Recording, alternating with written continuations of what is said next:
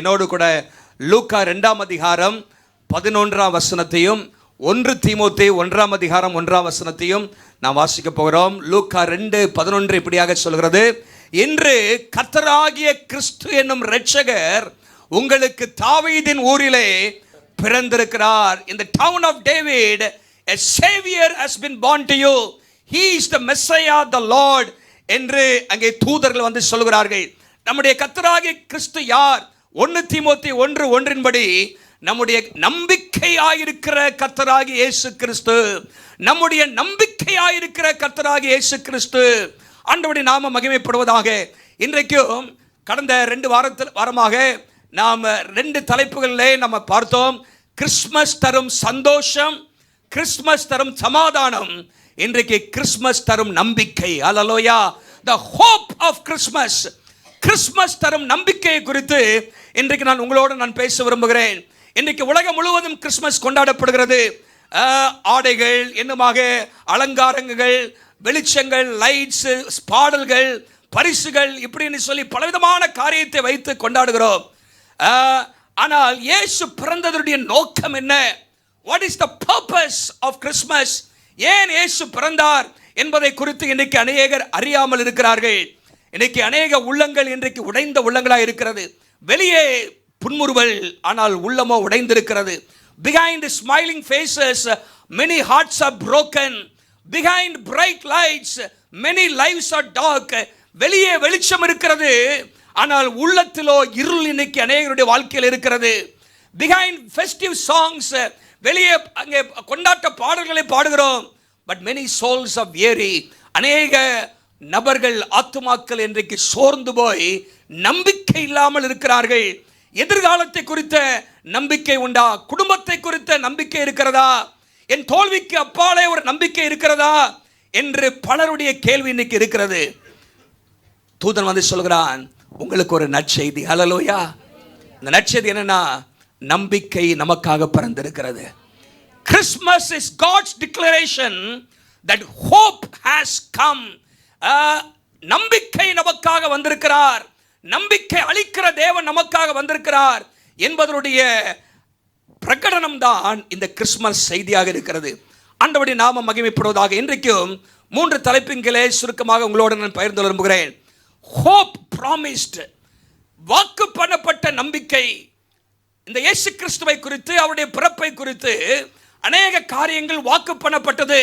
அதிலே காணப்படுகிற சில நம்பிக்கைகளை குறித்தும் hope promised.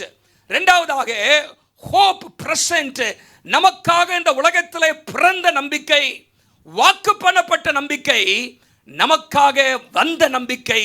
மூன்றாவதாக hope proclaimed, பிறருக்கு அறிவிக்க வேண்டிய நம்பிக்கை. இந்த 3 காரியத்தை இன்றைக்கு உங்களோடு இந்த கிறிஸ்மஸ் நாளிலே நான் பகிர்ந்து விரும்புகிறேன். hope promised, hope present and hope to be proclaimed. பிறருக்கு அறிவிக்க வேண்டிய நம்பிக்கை. ஆண்டவருடைய நாமம் மகிமைப்படுவதாக. வாக்கு பண்ணப்பட்ட ஒரு நம்பிக்கை. எல்லாரும் என்னோடு கூட ஏசாயா 11ஆம் அதிகாரம் 1ஆம் வசனத்தை திருப்பிக் கொள்ளுங்கள். ஏசாயா 11:1 வேதம் இப்படியாக சொல்கிறது, ஈசா என்னும் அடிமரத்திலிருந்து ஒரு துளிர் தோன்றி அவன் வேர்களிலிருந்து ஒரு கிளை முளைக்கும். ஈசா என்னும் அடிமரத்திலிருந்து ஒரு துளிர் தோன்றி, இதில் பார்க்க வேண்டிய வார்த்தை என்னவென்று சொன்னால் அடிமரம். அடிமரம், அடிமரம்னா என்ன? ஆங்கிலத்தில் ஸ்டம்ப் அப்படின்னு போடப்பட்டிருக்கிறது. A shoot will come out of the stump. அடிமரம் என்று சொன்னால் வெட்டப்பட்ட ஒரு மரம். அந்த மரத்துக்கு இனிமேல் நம்பிக்கை இல்லை என்கிற ஒரு சூழ்நிலை. பாருங்க, ஈசா யாரு?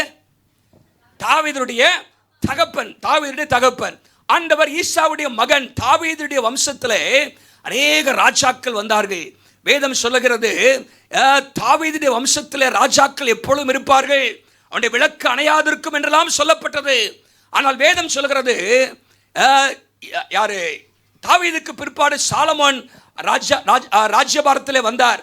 அதுக்கு பிற்பாடு ராஜ்யம் பிரிக்கப்பட்ட பிற்பாடு தாவீதின் வம்சத்திலே 20 ராஜாக்கள் மாறி மாறி வந்து கொண்டே இருந்தார்கள்.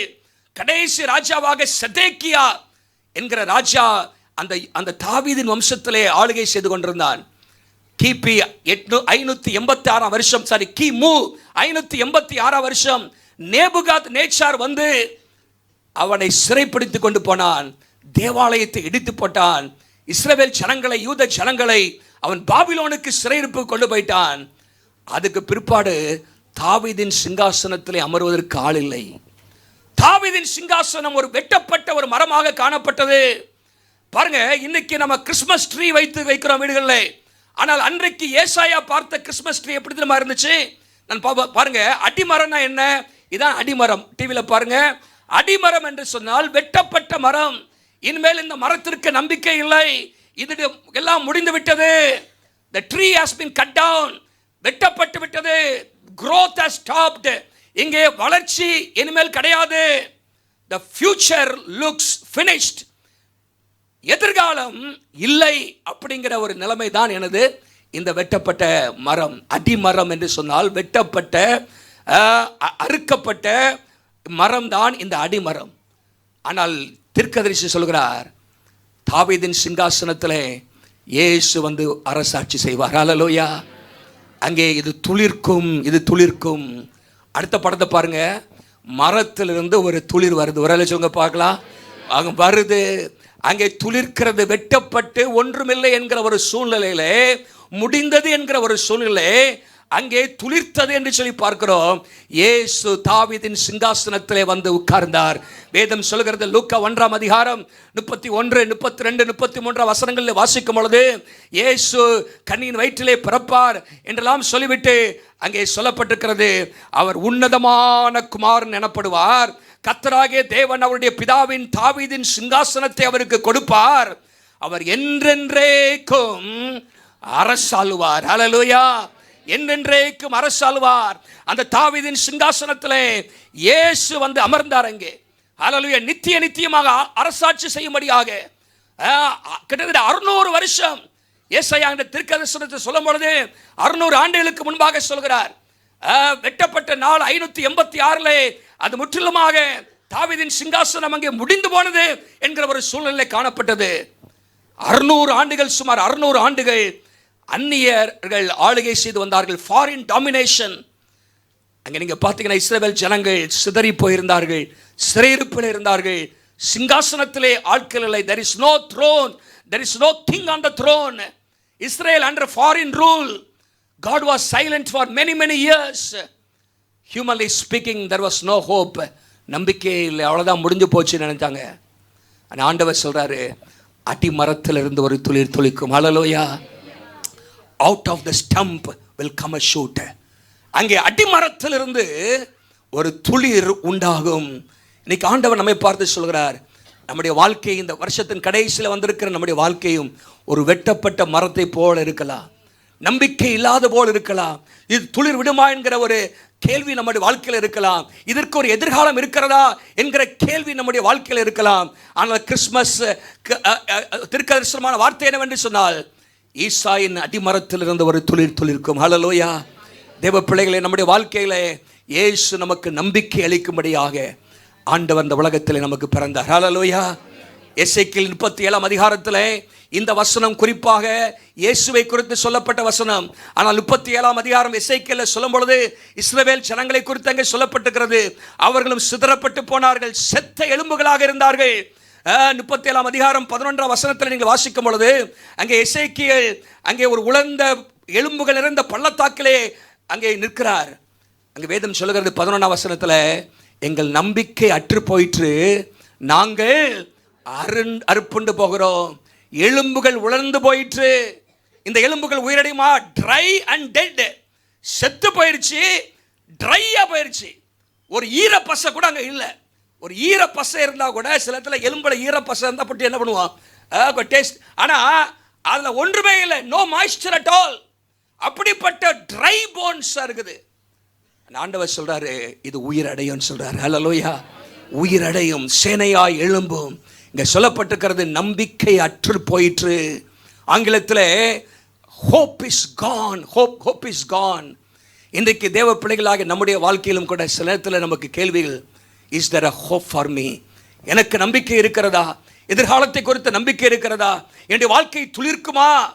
என்னுடைய வாழ்க்கையை துளிர்க்குமா என்கிற கேள்வி அநேகருக்கு இருக்கலாம். ஆனால் கிறிஸ்துமஸ் அன்றைக்கு ஆண்டவர் சொல்கிற ஒரு வார்த்தை, ஆண்டவர் எப்படி ஈசாயின் அடிமரத்திலிருந்து ஒரு துளிரை தோன்ற பண்ணினாரோ நம்முடைய வாழ்க்கையிலும் ஆண்டவர் துளிர்க்க செய்ய முடியும். வேதம் சொல்கிறது, நீங்கள் எரேமியா தீர்க்கதரிசன புத்தகம் மன்னிக்கும் எசேக்கியேல் 17ஆம்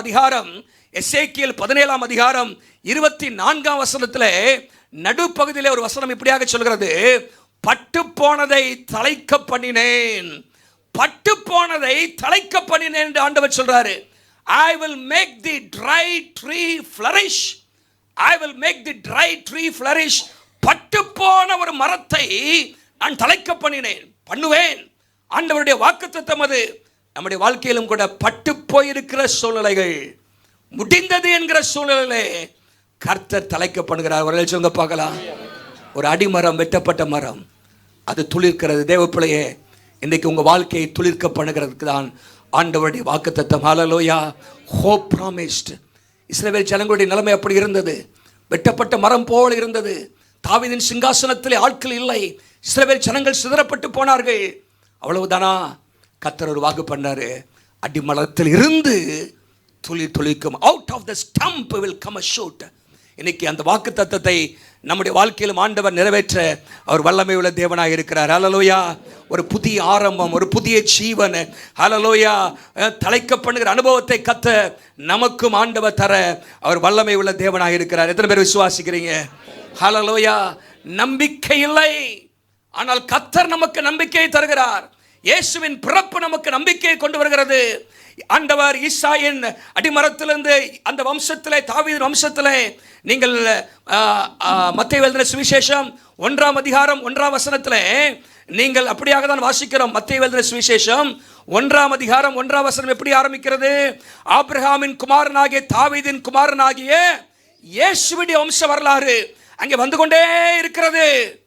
ஆனால் திடீரென்று சில நாட்கள் அங்கே தாவீதின் வம்சத்திலே அரசாங்கத்தில் அந்த ஆட்சியில் ஆட்கள் இல்லை, அந்த வம்சம் தொடர்ந்து வந்துட்டே இருந்துச்சு. இயேசு பிறந்த பொழுது அவர் சிங்காசனத்தில் அமர்ந்தார். ஹல்லேலூயா. அவர் ராஜாவாக வந்தார். யூதருக்கு ராஜாவாக பிறந்திருக்கிறவர் எங்கே? he was born a king. அவர் ராஜாவாக பிறந்தார், இளவரசராக பிறந்த ராஜா. அவர் ராஜாவாக பிறந்தார், ஆளுவதற்காக பிறந்தார். இத்தனை பேர்ல விசுவாசிக்கிறீங்க? ஒரு அழைச்சுங்க பார்க்கலாம். அங்கே நம்ம பார்க்கிறோம், கர்த்தர் நம்பிக்கையற்ற ஒரு சூழ்நிலை கர்த்தர் துளிர்க்க பண்ணுகிறார். இரண்டாவதாக இன்னொரு வாக்குத்தத்தம், மீகா 5ஆம் அதிகாரம் 2ஆம் வசனம். மீகா 5:2 நம்ம எல்லாருக்கும் தெரிந்த வசனம் தான். எப்ராத்தா எனப்பட்ட பெத்லெகேமே, எப்ராத்தா எனப்பட்ட பெத்லெகேமே, நீ யூதேயாவில் உள்ள ஆயிரங்களுக்குள்ளே சிறியதாயிருந்தும் இஸ்ரவேலை ஆளப் போகிறவர் உன்னிடத்திலிருந்து புறப்பட்டு வருவார். எல்லாம் கவனிங்க. இருந்து, அவுட் ஆஃப், அடிமரத்தில் இருந்து ஒரு துளிர், சிறியதாக, அற்பமாக, அசட்டை பண்ணப்பட்டதாக, யாரும் கண்டுகொள்ளாமல் இருந்த அந்த பெத்லெகேமில் இருந்து ஆளப் போகிறவர் பிறக்கிறார். ஒரு சொல்லுங்க பார்க்கலாம். உன்னிடத்தில் இருந்து, out of the stump there is a shoot, out of the least. இங்க என்ன போட்டிருக்கு அப்படின்னு சொன்னா, ஆயிரங்களில் சிறியது. பெத்லெகேம் அந்த நாட்களில் ரொம்ப சிறிய பட்டணமா, ஒரு கிராமமாக தான் இருந்துச்சு. இட் வாஸ் இன்சிக்னிஃபிகண்ட், முக்கியம் இல்லாததாக இருந்துச்சு. இட் வாஸ் ஓவர்லுக்ட், அலட்சியம் பண்ணப்பட்டதாக இருந்துச்சு. எருசலேம் வந்து ராஜாக்களின் பட்டணம். Jerusalem was the city of kings. ஆனால் ஆண்டவர் பெத்லெகேமை தெரிந்து கொண்டார். ஒரு சொல்லுங்க பார்க்கலாம். நல்லா கவனிங்க. முதல் நூற்றாண்டில் இயேசு பிறந்த பொழுது அந்த பெத்லெகேம் என்கிற ஊரில் சுமார் ஒரு 1000 பேருக்குள்ள தான் அங்கே வாழ்ந்து வந்தார்கள். அங்கே சில சத்திரங்கள் இருந்தது, சில கடைகள் இருந்துச்சு, சில மெய்ப்பர்கள் அங்கே இருந்தார்கள். அவர்கள் கூட மந்தையை மேய்ப்பதற்காக ஊருக்கு வெளியே தான் போய் மேய்த்து கொண்டு வந்திருந்தார்கள். ஆகவே அப்படி ஒரு சிறிய ஒரு பட்டணமாக தான், கிராமமாக தான் அந்த பெத்லெகேம் இருந்துச்சு.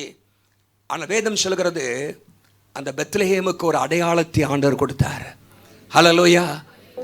அடையாளம் இல்லாத ஒரு பெத்லெகேம் 700 ஆண்டுகளுக்கு முன்பாக மீகா தீர்க்கதரிசி கிமு 8ஆம் நூற்றாண்டில் எழுதுகிறார். சுமார் 700 ஆண்டுகளுக்கு முன்பாக இந்த தீர்க்கதரிசன வார்த்தையை சொல்றாரு. எப்ராத்தா எனப்பட்ட பெத்லெகேமே, உன்னில் இருந்து ஆளப் போகிறவர் பிறப்பார். ஹல்லேலூயா.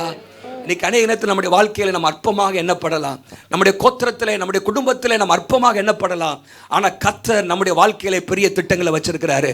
இன்னைக்கு இந்த கிறிஸ்துமஸ் ஆராதனைக்கு வந்திருக்கிற உங்களை பார்த்து சொல்றாரு, உங்களிடத்தில் இருந்து உங்களுடைய சூழ்நிலையில் இருந்து ஏதோ ஒன்று வித்தியாசமான காரியத்தை ஆண்டவரால் செய்ய முடியும். என் தேவனால கூடாத காரியம் ஒன்றுமில்லை. விசுவாசிக்கிறவங்கள அறையிலே சொல்லுங்க பார்க்கலாம். உன்னிடத்தில் இருந்து நீ அற்பமானவன் தான், நீ அசட்டை பண்ணப்பட்டவன் தான், உனக்கு திறமை இல்லை தான், உண்மைதான். ஆனா கர்த்தரை நீ நம்பும் பொழுது நம்பிக்கை அளிக்கிற இயேசு உன்னிடத்தில் இருந்து சிறப்பானவைகளை கொண்டு வர அவரால் முடியும். எத்தனை பேர் விசுவாசிக்கிறீங்க? ஹல்லேலூயா. ஆண்டவர் எருசலேமையும் எப்ரோனையும் மற்ற பட்டணங்களையும் தெரிந்து கொள்ளலாம். ஆனா கர்த்தர் இப்படிப்பட்ட காரியத்தை ஆண்டவர் கனப்படுத்த விரும்புகிறார், நம்பிக்கை கொடுக்கிறார். இங்க பாருங்க, நீங்கள் மத்தேயு 2ஆம் அதிகாரம் 6ஆம் வசனத்தில் வாசிக்கும் பொழுது இந்த தீர்க்கதரிசனத்தினுடைய நிறைவாக இயேசு அங்கே பிறந்தார் என்று அங்கே சொல்லப்படுகிறது. மத்தேயு எழுதுகிறார். மத்தேயு 2ஆம் அதிகாரம் 6ஆம் வசனத்தை வாசிங்க. மத்தேயு யூதேயா தேசத்தில் உள்ள பெத்லகேமே, யூதாவின் பிரபுக்களில் நீ சிறிதல்ல, என் ஜனமாகிய இஸ்ரவேலை ஆளும் என்று எழுதப்பட்டிருக்கிறது. நல்லா கவனிங்க, அங்க என்ன சொல்லப்பட்டுச்சு? 5:2 2:6 இங்க பாத்தீங்கன்னா, அங்கே சிறிதா இருந்தும் யூ ஆர் த லீஸ்ட் அப்படின்னு போட்டிருக்கு. You are the least, O Bethlehem you are the least அப்படின்னு போட்டிருக்கு. ஆனால் மத்தேயு 2ஆம் அதிகாரம் 6ஆம் வசனத்தில் you are by no means least அப்படின்னு போட்டிருக்கு. ஒரு ஆலோசனை பார்க்கலாம், அங்கே போட்டிருக்கு பாருங்க, you are by no means, நீ சிறிது அல்ல. அங்கே சிறிதுன்னு தானே போட்டிருக்கு, இங்கே என்ன போட்டிருக்கு? சிறிதல்ல. You are by no means least, you are becoming significant. Hallelujah, hallelujah. இன்றைக்கு கர்த்தர் அதை முக்கியத்துவப்படுத்தியிருக்கிறார். நம்பிக்கை இல்லாத ஒரு சூழ்நிலை இருக்கலாம், ஆனால் கர்த்தர் உன்னிடத்தில் இருந்து, கர்த்தர் உங்களில் இருந்து சில காரியத்தை செய்ய விரும்புகிறார். ஹல்லேலூயா. உங்களுடைய வாழ்க்கை அற்பமாக எண்ணப்பட்டதா? நல்லா கவனிங்க, ஆண்டவருடைய செயல்கள் பாருங்க. யாக்கோபுக்கு எத்தனை பிள்ளைங்க? 12 பிள்ளைங்க. கடைசி பிள்ளை பேர் என்ன? பெஞ்சமின். அப்படிதானே? பென்யமீன் அப்படின்னு போட்டிருக்குது. ஆனால் முதல் ராஜா எங்க இருந்து வந்தாரு? பெஞ்சமின் கோத்திரத்தில் அந்த ஹல்லேலூயா சவுல். பாருங்க, அங்கே நீங்க பாத்தீங்கன்னா ஆண்டவருடைய தேர்ந்தெடுப்பு பாருங்க. தாவீது அடுத்தது. தாவீது குடும்பத்தில் எத்தனை ஆளு? கடைசி ஆளு. அவனை அற்பமாக he was overlooked by his father, ignored by his father. அப்படியே தகப்பன் என்ன பண்ணல, அவன் ஒரு பையனே கணக்கில் கொண்டு வரல. ஆனால் கர்த்தர் தெரிந்து கொண்டார். ஹல்லேலூயா. ஆண்டவர் பாருங்க, சில நேரத்தில் நமக்கெல்லாம் என்ன நடக்க போகுதுன்னு நினைக்கலாம். ஆனால் இயேசுடைய அந்த பெத்லகேம் எதை குறிக்கிறேன்னு சொன்னால், Bethlehem reminds us that no person or place is too small for God. தேவனுடைய பார்வையிலே எந்த ஒரு காரியமும் அற்பமானதில்லை. கர்த்தர் அதை மேன்மைப்படுத்த முடியும், கர்த்தர் அதை மகிமைப்படுத்த முடியும், கர்த்தர் அதை உயர்த்த முடியும், கர்த்தர் அதுக்கு ஒரு பெயரை கொடுக்க முடியும். இன்னைக்கு உலகம் முழுசும் ஹல்லேலூயா. இன்னைக்கு டிசம்பர் 25ஆம் தேதி எல்லா சபைகளிலும் பெத்லகேம்ங்கிற வார்த்தை நிச்சயமா வந்திருக்கும். ஹல்லேலூயா. பாட்டுலையோ பிரசங்கத்திலையோ வசனத்திலையோ ஏதோ ஒரு இடத்துல இயேசு எங்க பிறந்தார்? பெத்லகேமில் பிறந்தார். நீங்கள் அங்கே யோவானில் 7ஆம் அதிகாரத்தில் அங்கேயும் ஒரு தீர்க்கதரிசன வார்த்தைக்கு அங்கே சொல்லப்பட்டிருக்கிறது. 42ஆம் வசனத்தில், தாவீதின் சந்ததியிலும் தாவீது இருந்த பெத்லகேம் ஊரிலிருந்து கிறிஸ்து வருவார். அந்த பெத்லகேம் என்கிற ஊர் அற்பமாக எண்ணப்பட்ட சிறிய ஒரு ஊர், ஆனால் கர்த்தர் அதை மகிமைப்படுத்தினார். ஹல்லேலூயா. அது மாத்திரமல்ல, இந்த பெத்லகேம் நமக்கு என்ன ஒரு காரியத்தை கொடுக்கிறது? கர்த்தர் வாக்கு பண்ணதை நிறைவேற்ற வல்லமை உள்ளவர். ஹல்லேலூயா. மக்கள் பல நாட்களாக காத்துக்கொண்டே இருந்தார்கள். இங்கிருந்து ஒரு ஆளுகை செய்கிறவரா? வருஷம் போயிட்டே இருக்குது. 700 வருஷத்துக்கு முன்பாக வருஷங்கள் கடந்து கொண்டே இருக்கிறது. ஆனால் மக்கள் கூட மறந்திருப்பாங்க இந்த வாக்குத்தத்தத்தை, ஆனால் கர்த்தர் மறக்கல. ஹல்லேலூயா. இத்தனை வருஷம் போச்சுன்னா நீங்க உங்களுக்கு ஜனவரி மாசத்துல கர்த்தர் என்ன பேசினாரு உங்களுக்கு மறந்துருக்கும். ஆண்டவர் வாக்குத்தத்தம் கொடுத்துருப்பாரு, சில எழுதி வச்சிருக்க மாட்டீங்க. ஆனால் சில கொஞ்ச நாள் ஆண்டவரே பேசினீரே அப்படின்னு சொல்லிட்டே இருப்போம்.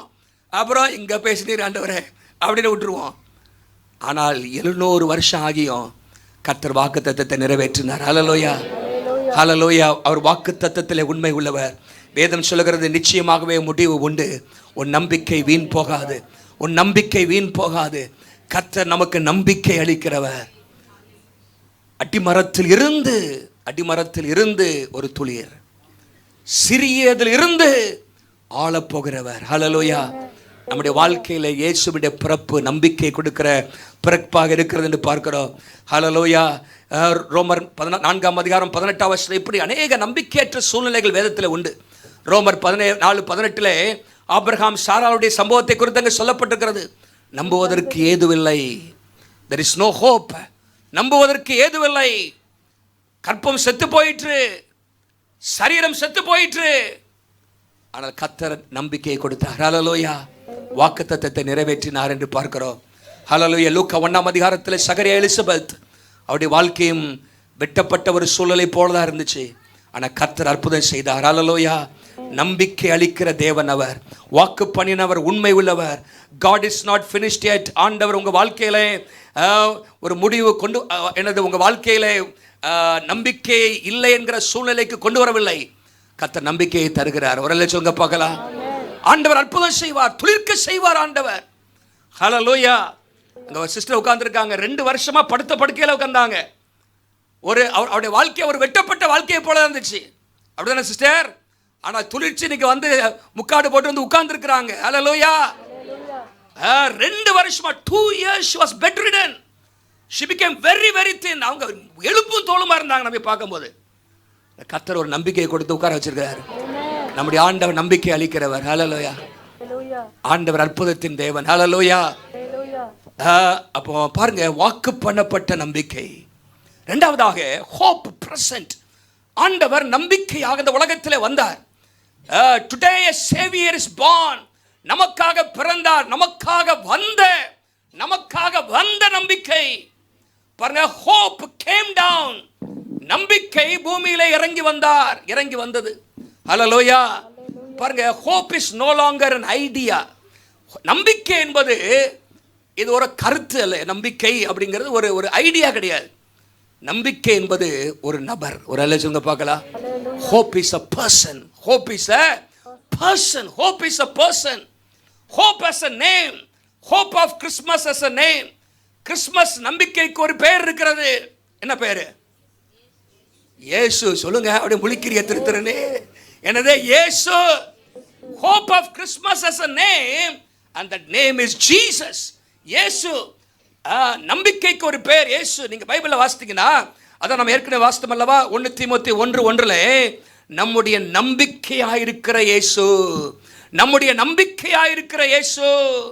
கொலோசியர் 1:27 சொல்கிறது. கொலோசியர் 1:27 அவர் மகிமையின் நம்பிக்கையாக நமக்குள் இருக்கிறார். He is in us as hope of glory. மகிமையின் நம்பிக்கையாக. 1 பேதுரு 1:3-4 தமிழ்ல 4 வசனம் நினைக்கிறேன்.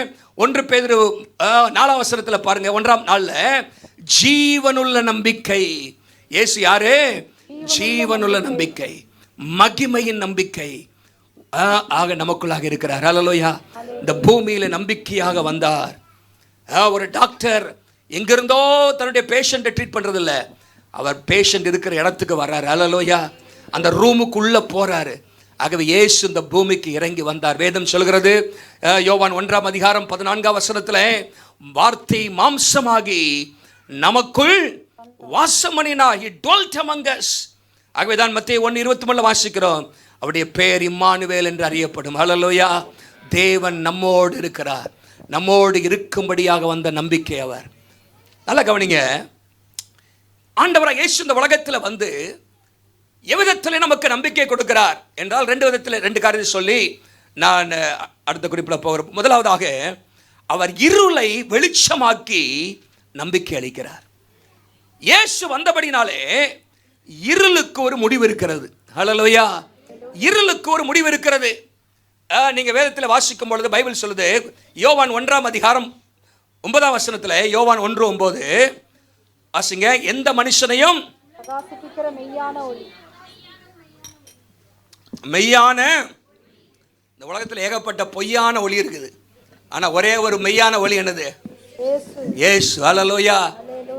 மெய்யான ஒளி, the true light that gives light to everyone என்று போடப்பட்டிருக்கிறது. இயேசு இந்த உலகத்தில் ஒளியாக வந்தார். பாருங்க, இதுலயும் நான் 2 தீர்க்கதரிசன வார்த்தையை சொல்ல விரும்புகிறேன். ஏசாயா 9ஆம் அதிகாரம் 2ஆம் வசனத்தை வாசிங்க. ஏசாயா 9:2 இருளில் இருக்கிற ஜனங்கள் பெரிய வெளிச்சத்தை கண்டார்கள். மரண இருளின் தேசத்தில் குடியிருக்கிற மேலே வெளிச்சம் உதித்தது, பிரகாசித்தது. பாருங்க, இதுவும் ஏசாயா 9ஆம் அதிகாரம் முதல் 3 வசனங்கள், 6ஆம் வசனம், இதெல்லாம் பாருங்க இயேசுவுடைய பிறப்பு சம்பந்தப்பட்ட வசனங்கள். 6ஆம் வசனத்துல தான் நமக்கு ஒரு பாலகன் பிறந்தார் என்கிற வசனம்லாம் வருது. இங்க 2ஆம் வசனத்துல பாத்தீங்கன்னா, அங்கே இயேசு உலகத்திலே வரும்பொழுது அவர் பெரிய வெளிச்சமாக, இருளில் நடக்கிற ஜனங்களுக்கு பெரிய வெளிச்சமாக, இதே வசனத்தை தான் மத்தேயு 4ஆம் அதிகாரம் 14-15 இயேசு ஊழியத்துக்கு வரும்பொழுது நடந்த காரியத்தை குறித்து அங்கே மத்தேயு எழுதுகிறார். 14 பாருங்க, 15ஆம் வசனத்தில் 15ஆம் வசனம், இருளில் இருக்கிற ஜனங்கள் பெரிய வெளிச்சத்தை கண்டார்கள், மரண இருளின் திசையில் இருக்கிறவர்களுக்கு வெளிச்சம். ஓகே, பாருங்க, இருளை போக்கி வெளிச்சம் அளிக்கிற ஒரு நம்பிக்கை. எங்க பார்த்தாலும் இருள். பாருங்க, இருள்னா என்ன? டார்க்னஸ். வேதாகமத்தில் இருள் எதற்கொப்பா இருக்கிறேன்னு சொன்னால், ஒன்று ஆவிக்குரிய குருட்டாட்டம், ஸ்பிரிச்சுவல் பிளைண்ட்னஸ். வழி தெற்கு தெரியாம போறது, எது சரியான வழின்னு மக்களுக்கு தெரியல. மக்கள் இருளிலே தடவிக்கொண்டு திரிகிறார்கள். they are groping in the darkness, தடவிக்கொண்டு திரிகிறார்கள். ஆகவே ஆவிக்குரிய குருட்டாட்டத்தை இருள் குறிக்கிறது. ஆவிக்குரிய குருட்டாட்டம், மக்களுக்கு எங்க போறதுன்னு தெரியல, வழி தெரியல, மோட்சத்திற்கான வழி தெரியல. மக்கள் தடுமாறி அவர்கள் திக்குமுக்காடி கொண்டிருக்கிறார்கள். அது மாத்திரமல்ல, இருள் எதை குறிக்கிறது? தேவனை விட்டு பிரிந்த ஒரு நிலைமையை குறிக்கிறது. Separation from God. தேவனை விட்டு பிரிந்த ஒரு சூழ்நிலை. இன்னைக்கு மனிதன் கடவுளை விட்டு தூரமாக இருக்கிறான். அது இருளுக்கு இருக்கிறது. அது நிமித்தமாக பாவத்திற்கு அடிமையாக இருக்கிறான். பாண்டேஜ் டு சின், பாவத்திற்கு அடிமையாக இருப்பது இருளை குறிக்கிறது. ஆகவேதான் பாவ இருள் என்று வேதம் சொல்கிறது. பாவ இருள் என்று சொல்லி, அது மாத்திரமல்ல பயம். இருள் என்றாலே என்னது? ஒரு பயம், அப்படின்னா திகில். இருள் நமக்கு என்னத்தை கொண்டு வருது? ஒரு பயத்தை, நம்பிக்கையின்மையை, மரண இருள் என்றெல்லாம் சொல்லப்பட்டிருக்கிறது. அப்ப நல்லா கவனிங்க, ஆவிக்குரிய ஒரு குருட்டாட்டம், பாவத்திற்கு அடிமையாக இருப்பது, பயம் நிறைந்த ஒரு வாழ்க்கை, டெஸ்பேர், நம்பிக்கை இல்லாத ஒரு வாழ்க்கை, மரணத்தை நோக்கி செல்கிற ஒரு வாழ்க்கை, இதுதான் இருள். ஹல்லேலூயா. இப்படிப்பட்ட இருள் நிறைந்த ஒரு சூழ்நிலையிலே வெளிச்சத்தை கொடுக்க இயேசு வந்தார். ஹல்லேலூயா. வெளிச்சத்தை கொடுக்க.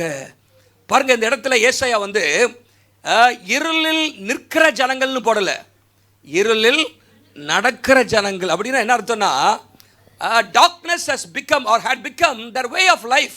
அவங்க இருளிலே பழகி போயிட்டாங்க. அவங்களுக்கு இருளிலே அவங்க வாழ்க்கை முறையே இருளில் கடந்து போயிடுச்சு. நம்பிக்கை இல்லை, பயம் எங்கு பார்த்தாலும். இப்படிப்பட்ட ஒரு சூழ்நிலை தான் இயேசு இந்த உலகத்தில் வெளிச்சமாக வந்தார். ஹல்லேலூயா. அவர் பெரிய வெளிச்சம் என்று சொல்லப்பட்டிருக்கிறது, மெய்யான வெளிச்சம் என்று சொல்லப்பட்டிருக்கிறது. Is a great light and is a true light. ஹல்லேலூயா. எந்த மனுஷனையும் பிரகாசிப்பிக்கிற, எந்த மனுஷனையும் எப்படிப்பட்ட குருட்டாட்டத்திலும், எப்படிப்பட்ட இருளிலும், எப்படிப்பட்ட பயத்திலும், எப்படிப்பட்ட பாவத்தின் அடிமைத்தனத்திலும் இருக்கிற மனுஷனை பிரகாசிப்பிக்கிற ஒளிதான் இந்த ஆண்டவராய் இயேசு கிறிஸ்து. ஒரு ஆளு சொல்லுங்க பார்க்கலாம். ஹல்லேலூயா. ஆண்டவர் பிரகாசிக்கும்படியாக வந்தார். இந்த இடத்துல பார்த்தீங்கன்னா, அவர்கள் கண்டார்கள் போட்டிருக்கு. இருளில் இருக்கிற ஜனங்கள் பெரிய வெளிச்சத்தை கண்டார்கள். அவங்களா ஒரு வெளிச்சத்தை உண்டாக்கல, அவங்க வெளிச்சத்தை பார்க்கிறாங்க. ஹல்லேலூயா. வேதம் சொல்கிறது, வெளிச்சம் வரும், வெளிச்சம் உதிக்கும், வெளிச்சம் பிரகாசிக்கும் என்றெல்லாம் நம்ம ஏசாயா 9:2 இங்கேயே நம்ம வாசிக்கிறோம். நல்லா கவனிங்க, நம்முடைய வாழ்க்கையில் ஆண்டவர் வெளிச்சத்தை தரும்படியாக இந்த உலகத்தில் வந்தார்.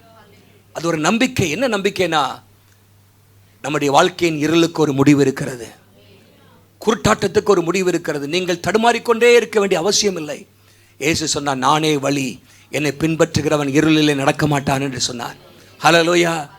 இயேசு வரும்பொழுது சொல்லப்பட்ட வார்த்தை, பயப்படாதிருங்கள். அப்போ நம்முடைய வாழ்க்கையில் இருக்கிற பயங்கள், பலவிதமான பயங்கள், இன்னைக்கு இன்றும் நீங்கள் பயத்திலே இருப்பீங்கன்னா ஒரு இருளுக்குள்ளாக தான் இருக்கிறீங்க. இன்றும் நீங்கள் பாவத்தின் அடிமைத்தனத்தில் இருக்கிறீங்கன்னா இருளில் இருக்கிறீங்க.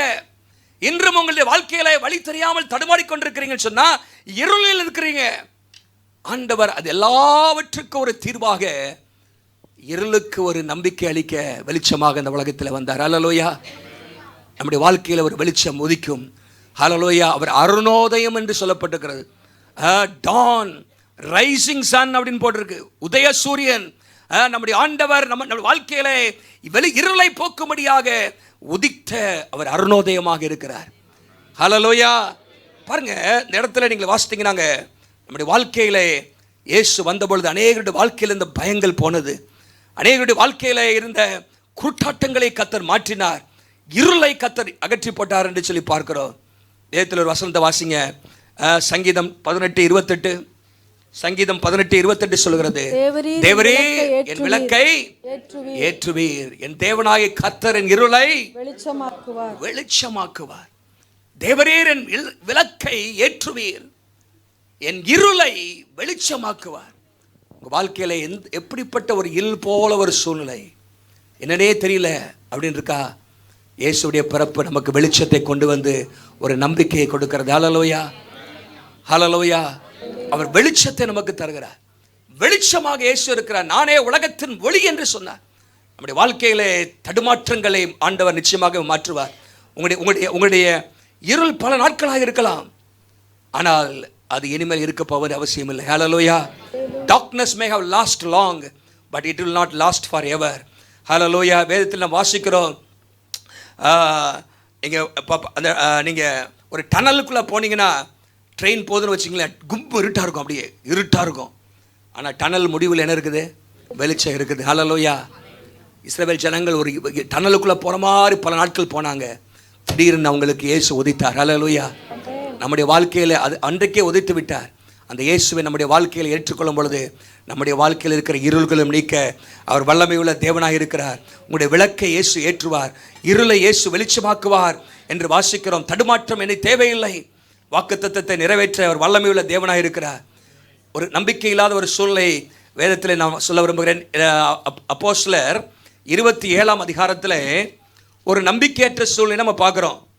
அங்கே பவுல் சொல்கிறாரு பாருங்க, அப்போஸ்தலர் 27:20 அநேக நாளால் சூரியனாவது நட்சத்திரங்களாவது என்ன காணப்படல.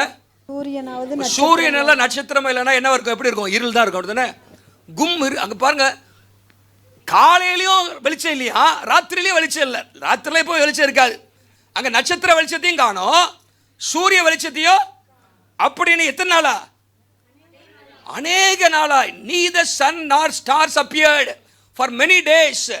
அடுத்த போட்டிருக்கு பெருங்காற்று, மழை. பவுல் அப்போஸ்தலன் அங்கே மத்திய தரை கடலில் கப்பல் பயணமாக சென்று கொண்டிருக்கிறார். அவர் அங்கே ரோமாபுரிக்கு சென்று கொண்டிருக்கிறார். நல்லா கவனிங்க, பயங்கரமான புயல் காற்று, காற்று அடிக்குது.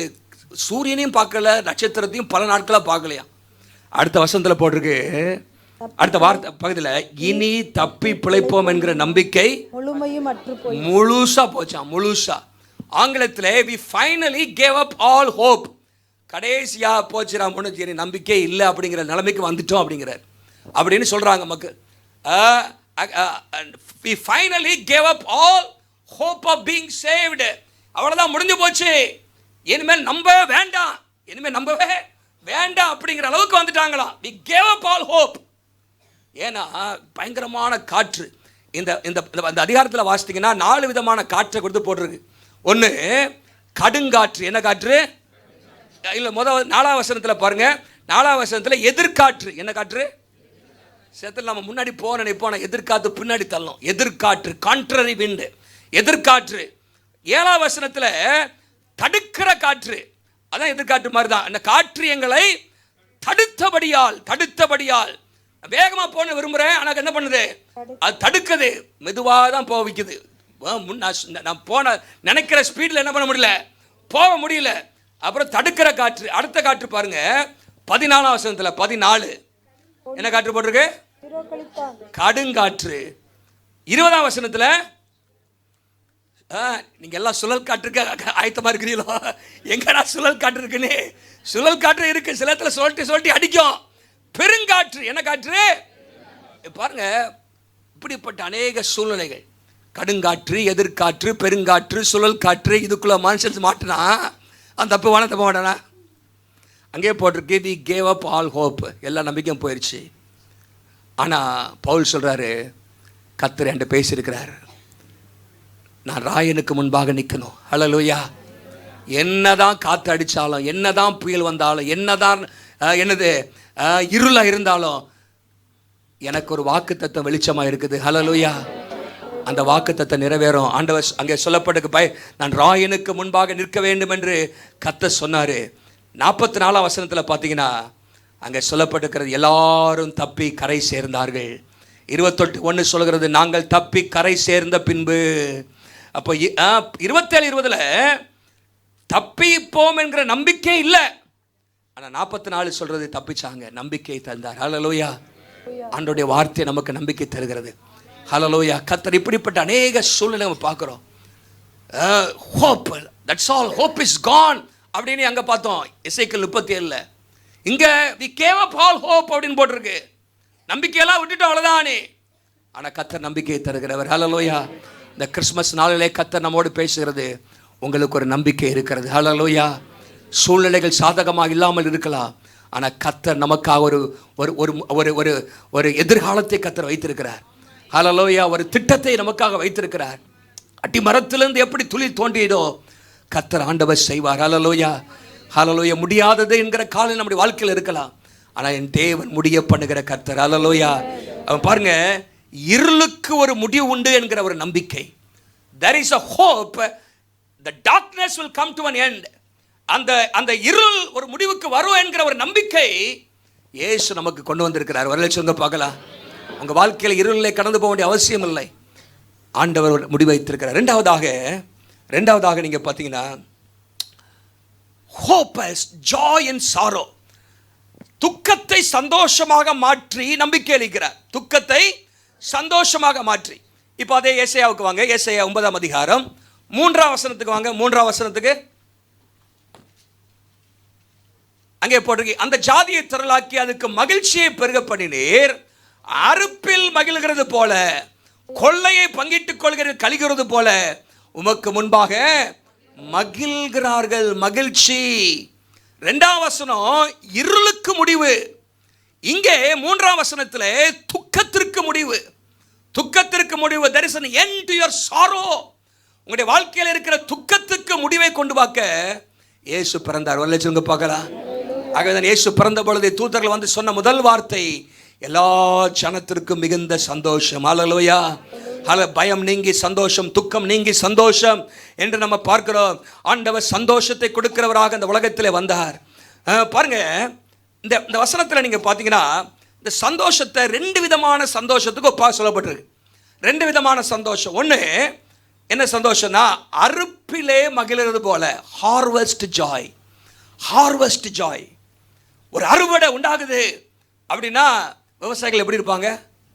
ஐயோ அறுவடை வந்துருச்சு அப்படின்னு பார்க்கல, சந்தோஷமா இருப்பாங்க. அறுப்போம், மூட்டையை கட்டுவோம் என்று சொல்லி, விற்போம், காசாக்குவோம் அப்படின்னு சொல்லி சந்தோஷப்படுவார்கள். பாருங்க, harvest Joy.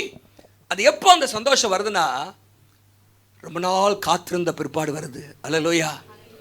After waiting for a long time, after labour, வேலை செஞ்சு அப்புறம் தான் அந்த சந்தோஷம் வருது. சும்மா சோம்பேறிகள் அந்த சம்பவத்தை அறிய முடியுமா? வேலை செஞ்சாங்க, காத்திருந்தாங்க, பொறுமையா இருந்தாங்க. ஒரு நாள் வந்தது, சந்தோஷம் வந்துச்சு. ஹல்லேலூயா. தேவ பிள்ளைகள், இன்னைக்கு ஆண்டவர் சொல்றாரு, நீ காத்திருந்து பல நாட்களாக சில காரியங்களை எதிர்பார்த்து கொண்டிருக்கிறீங்க. ஆண்டவர் ஹல்லேலூயா ஒரு அறுவடையிலே கிடைக்கிற சந்தோஷத்தை கர்த்தர் நமக்கு தருவார். அறுவடையிலே, ஹார்வெஸ்ட் ஜாய். அறுவடையிலே கிடைக்கிற, அறுப்பிலே மகிழ்கிறது போல. The joy comes after waiting, after labor, after endurance, after patient waiting. ஆண்டவர் அங்கே அந்த ஜாய் ஆண்டவர் தருகிறார் என்று பார்க்கிறோம். பாருங்க, சில நேரத்தில் சில காலகட்டங்கள் ஒரு சைலண்ட் இயர்ஸ் மாதிரி தெரியலாம், ஒன்றுமே நடக்காதது போல. ஆனால் திடீர்னு ஒரு அறுவடை வருது. ஹல்லேலூயா. எத்தனை பேர் விசுவாசிக்கிறீங்க? ஹல்லேலூயா. ஹல்லேலூயா. உங்கள் வாழ்க்கையில் ஒரு அறுவடை வருது, சபைக்கு ஒரு அறுவடை வருது. ஹல்லேலூயா. சில நேரத்தில் அப்படியே ஒன்றுமில்லாத போல இருக்கலாம், ஒரு ஒரு ஒரு என்னது அப்படியே எல்லாம் தேக்கமாக இருக்கிறது போல தெரியலாம், ஒரு முன்னேற்றமே இல்லாதது போல இருக்கலாம். ஆனால் கர்த்தர் ஒரு அறுவடையை கர்த்தர் நமக்கு வைத்திருக்கிறார். There is a harvest joy.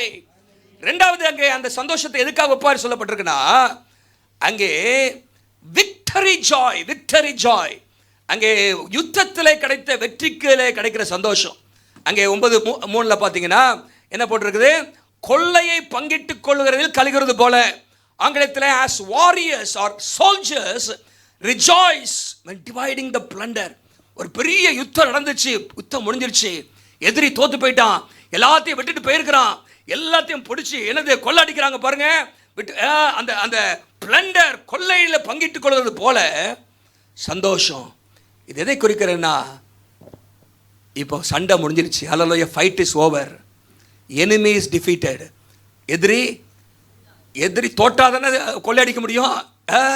எதிரி தோத்துட்டாயா, காலி ஆகிட்டா, அப்படி நிச்சயம் இருந்தால் தான் என்ன பண்ண முடியும், இல்லாட்டி அங்கே போய் போனால் பிடிச்சிக்குவானுங்க. அப்போ enemy is defeated, victory is sure, வெற்றி நிச்சயம். அதனால கவனிங்க, சண்டை முடிந்தது, சாத்தான் சத்துரு தோத்து போனான், வெற்றி நிச்சயம். அப்போ நமக்கு என்ன வருது, சந்தோஷம் வருது. ஹல்லேலூயா. பாருங்க, யுத்தத்திலே கிடைத்த வெற்றியிலே இருக்கிற சந்தோஷம், ஒரு போட்டியிலே நம்ம ஜெயித்த பிற்பாடு கிடைக்கிற சந்தோஷம், இதுதான் ஆண்டவர் செய்தார். ஹல்லேலூயா. நமக்காக யுத்தம் பண்ணி நமக்கு ஜெயத்தை ஆண்டவர் வாக்கு பண்ணியிருக்கிறார். சாத்தானுடைய தலையை நசுக்கும்படியாக இயேசு இந்த உலகத்தில் வந்தார்.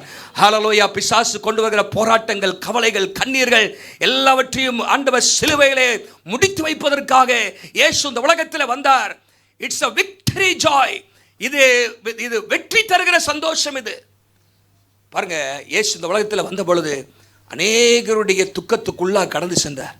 நாயினொரு விதவை அழுது கொண்டு வந்தாள்.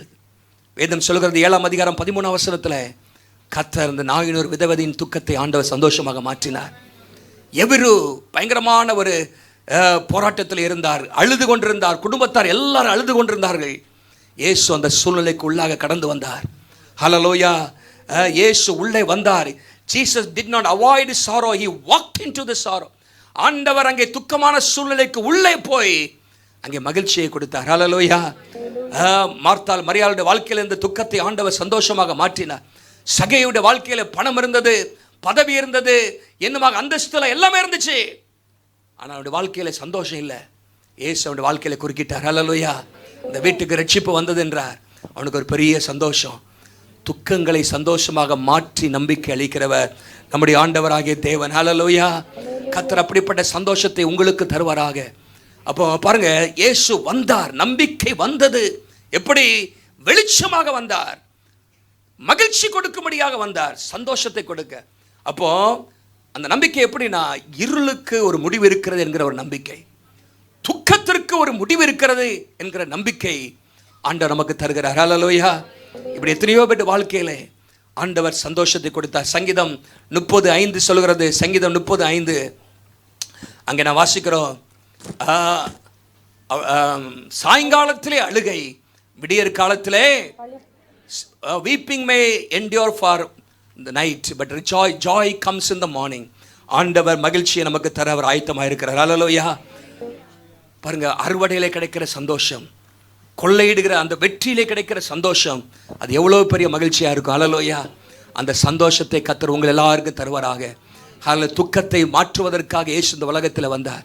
ஹல்லேலூயா. அவரை நம்முடைய வாழ்க்கையில் நம்பும் பொழுது, அவரை நம்முடைய வாழ்க்கையில் நம்பிக்கையாக வைக்கும் பொழுது, பழைய ஏற்பாட்டிலே கர்த்தரை இப்படி சொன்னாங்க, இஸ்ரவேலின் நம்பிக்கை என்று. நீங்கள் எரேமியா 14ஆம் அதிகாரம் 8ஆம் வசனத்தில் எரேமியா 14:8 சொல்கிறது, இஸ்ரவேலின் நம்பிக்கையே, ஆபத்து காலத்தில் அதன் இரட்சகரே, இஸ்ரவேலின் நம்பிக்கையே என்று சொல்லப்பட்டிருக்கிறது. 17:13 வாசித்தீங்கன்னா, 17:13 இஸ்ரவேலின் நம்பிக்கையாகிய கர்த்தாவே, இஸ்ரவேலின் நம்பிக்கையாகிய கர்த்தாவே. அன்றைக்கு ஆண்டவர் கர்த்தரவர்களுக்கு நம்பிக்கை, இன்னைக்கு உங்களுக்கு எனக்கு இயேசு நம்பிக்கையாக இருக்கிறார். ஹல்லேலூயா. நம்பிக்கை அளிக்கிற தேவன் இன்றைக்கு நம்மோடு இருக்கிறார். ஹல்லேலூயா. உங்கள் வாழ்க்கையிலே நான் சொன்ன அந்த 4 தீர்க்கதரிசன வசனங்களையும் பாருங்க. ஏசாயா 11:1, அடிமரத்திலிருந்து ஒரு துளிர் வெட்டப்பட்ட, முடிந்தது, நம்பிக்கை இல்லை, வளர்ச்சி இல்லை, முன்னேற்றம் இல்லை என்கிற ஒரு அடிமரத்திலிருந்து ஒரு துளிர், சிறியது, எல்லாரிலும் அற்பமாக எண்ணப்பட்ட, அலட்சியமாக காணப்பட்ட அந்த பெத்லகேமில் இருந்து ஒரு ஆளப்போகிறவர். ஹல்லேலூயா. ஆளப்போகிறவர் கர்த்தர் அதை முக்கியப்படுத்தினார். இன்றைக்கு உலகம் முழுசும் அதை ஆண்டவர் பேச வைத்திருக்கிறார். ஹல்லேலூயா. பல ஆண்டுகள், பல நாட்கள் நம்ம அலட்சியம் பண்ணப்பட்டிருக்கலாம், ஆனால் கர்த்தரை நம்பும் பொழுது, விசுவாசிக்கும் பொழுது, நமக்காக இந்த உலகத்தில் பிறந்த இயேசு நம்முடைய வாழ்க்கையில் ஆளுகை செய்ய வரும் பொழுது நம்முடைய வாழ்க்கையிலிருந்து ஏதோ ஒன்றை கர்த்தர் வெளிப்படுத்துவார். ஹல்லேலூயா. உங்களில் இருந்து, உங்கள் குடும்பத்தில் இருந்து, நம்முடைய சபையில் இருந்து கர்த்தர் ஏதோ ஒன்றை செய்வார். ஹல்லேலூயா. அது உலகம் பார்க்கும் ஆச்சரியப்படக்கூடிய வகையிலே கர்த்தர் செய்வார். ஹல்லேலூயா. அவரை விசுவாசிக்கிறவர்கள் வெட்கப்பட்டு போனதில்லை. உங்களுடைய நம்பிக்கை உங்களை வெட்கப்படுத்தாது. ஹல்லேலூயா. மூன்றாவதாக ஒரு வார்த்தை சொல்லி முடிச்சார், ஹோப் ப்ரொக்ளைம்டு. இந்த நம்பிக்கை அது என்ன செய்வேன், நாம் மற்றவர்களுக்கு கொடுக்க வேண்டிய நம்பிக்கை, பிறருக்கு அறிவிக்க வேண்டிய ஒரு நம்பிக்கை, பிறருக்கு அறிவிக்க வேண்டிய நம்பிக்கை. நீங்களும் நான் அந்த நம்பிக்கையை அறிவிக்க வேண்டும். 1 பேதுரு 3ஆம் அதிகாரம் 15ஆம் வசனத்தில் 1 பேதுரு 3:15 சொல்கிறது, உங்களில் இருக்கிற அந்த நம்பிக்கையை குறித்து விசாரித்து கேட்கிற யாவருக்கும் உத்தரவு சொல்ல எப்பொழுதும் ஆயத்தமாயிருங்கள். ஹல்லேலூயா. இன்னைக்கு உலகம் நம்பிக்கையற்ற நிலைமையில் இருக்குது, இருளில் இருக்குது, துக்கத்தில் இருக்குது. இப்படிப்பட்ட உலகத்தில் நாம் வாழ்ந்து கொண்டிருக்கிறோம். people are groping in darkness, people are walking in darkness, people do not know what to go. அவர்கள் எங்கே போவதுன்னு தெரியாமல் திக்குமுக்காகி கொண்டிருக்கிறார்கள். நீங்களும் நானும் கர்த்தராகிய இயேசுவை அறிந்தவர்கள், நமக்கு வழி தெரியும். ஹல்லேலூயா. வழி தெரியும் நமக்கு. வேதம் சொல்கிறது, a church is called to be a beacon of hope. இந்த சபையை ஆண்டவர் இன்றைக்கு நம்பிக்கை தருகிற ஒளியாக, நம்பிக்கை தருகிற விளக்காக, ஒரு பீக்கனாக, கலங்கரை விளக்காக ஆண்டவர் வைத்திருக்கிறார். நான் நம்பிக்கை கொடுக்கணும் உலகத்திற்கு. ஹல்லேலூயா. நம்முடைய சுற்றிலுள்ள மக்களுக்கு, வேலை ஸ்தலத்தில் நம்பிக்கை அளிக்கிறவர்களாக ஆண்டவர் நம்மை மாற்றுவாராக. நம்பிக்கையை பேசுவோம். இயேசு தருகிற நம்பிக்கையை பேசும் பொழுது கர்த்தர் அநேகருடைய உள்ளங்களில் நம்பிக்கை ஆண்டவர் தருவார். Speak hope. பாருங்க, live as people of hope. நம்மளை பார்க்குறவங்க நம்மள்ட்ட ஒரு நம்பிக்கையை பார்க்கணும். ஹல்லேலூயா. நம்பிக்கையோடு இருக்காங்க அவங்க, நம்பிக்கை இழந்துடக்கூடாது. ஹல்லேலூயா. பக்கத்தில் பார்த்து சொல்லுங்க, நம்பிக்கை இழந்துடாதுங்க. ஹல்லேலூயா. ஹல்லேலூயா. பார்க்கும் போது சொன்னோம், சிஸ்டர் நல்ல நம்பிக்கையோடு இருக்கிறாங்க. என்ன சிஸ்டர் நம்பிக்கை இழந்துட்டீங்களா அப்படின்னு நம்மளை பார்த்து சொல்லக்கூடாது. பிரதர், நம்பிக்கைய இயேசு நம்மள்ட்ட இருக்கிற. அதான் சொல்லுவாங்க, with Jesus we have endless hope, without Jesus we will have hopeless end. We will have with Jesus endless hope. இயேசுவோடு இருக்கும் பொழுது முடிவில்லாத நம்பிக்கை. without Jesus நம்பிக்கை இல்லாத முடிவு, நம்பிக்கை இல்லாத hopeless end. உங்களுக்கு முடிவில்லாத நம்பிக்கை வேணுமா, நம்பிக்கை இல்லாத முடிவு வேணுமா? புரியலையா உங்களுக்கு? முடிவில்லாத நம்பிக்கை. ஹல்லேலூயா. we have endless hope in Christ. எந்த சூழ்நிலையும் கர்த்தர் மாற்ற முடியும். ஹல்லேலூயா. பட்டு போனதை துளிர்க்க வைக்க அவரால் முடியும். கூடாதவைகளை கூட பண்ண அவரால் முடியும். ஹல்லேலூயா. தப்பி பிழைப்போம் என்கிற நம்பிக்கை இல்லாவிட்டாலும் கர்த்தர் நமக்காக ஒரு வழியை அவர் நமக்காக திறக்க முடியும். ஹல்லேலூயா. அடிமரத்திலிருந்து ஒரு துளிரை உண்டாக்க அவரால் முடியும். என் ஆண்டவர் பெரியவர், நம்பிக்கை அளிக்கிறவர். இயேசு பாவங்களை இந்த மன்னிக்கிறார். பெரிய நம்பிக்கை என்னன்னா, நமக்கு நரகத்திலிருந்து ஒரு விடுதலை இருக்குது. ஹல்லேலூயா. மோட்ச லோகத்திற்கு போகிற ஒரு நம்பிக்கை இருக்கிறது. அது இயேசுவின் இரத்தத்தினாலே, இயேசுவின் வருகையினாலே நமக்கு உண்டாயிருக்கிறது. ஹல்லேலூயா. அநேகர் பயத்திலும் கவலையிலும் பாவத்தின் பிடியிலும் இருக்கிறார்கள். அவர்களுக்கு நாம் நம்பிக்கை அளிக்கிறவர்களாக, இயேசுவிடத்திலே விடுதலை உண்டு, இயேசுவிடத்திலே வெளிச்சம் இருக்கிறது, இயேசுவிடத்திலே சந்தோஷம் இருக்கிறது என்பதை அறிவிக்கிற நம்பிக்கையின் நட்சத்திரங்களாக, நம்பிக்கையின் மக்களாக நாம் காணப்பட கர்த்தர் நமக்கு உதவி செய்வாராக. ஒரே ஒரு வசனத்தை சொல்லி நான் முடிச்சிடுறேன். ரோமர் 15ஆம் அதிகாரம் 13ஆம் வசனம். ரோமர் 15:13. ஹல்லேலூயா. அங்கே அற்புதமாக சொல்லப்பட்டிருக்கிறது, நம்பிக்கையின் தேவன் உங்களுக்கு எல்லாவித சந்தோஷத்தையும் சமாதானத்தையும் தந்து உங்களை நிரப்புவாராக. ஹல்லேலூயா. பாருங்க, இந்த 3 வாரம் நம்ம பார்த்தது, சந்தோஷம் பார்த்தோம், சமாதானம் பார்த்தோம், நம்பிக்கை பார்த்தோம். 3 சேர்ந்து இங்கே வருது பாருங்க. நம்முடைய ஆண்டவர் நம்பிக்கையின் தேவன். அவர் எல்லாவித சந்தோஷத்தினாலும் சமாதானத்தினாலும் நம்மை நிரப்புவாராக. நம்ம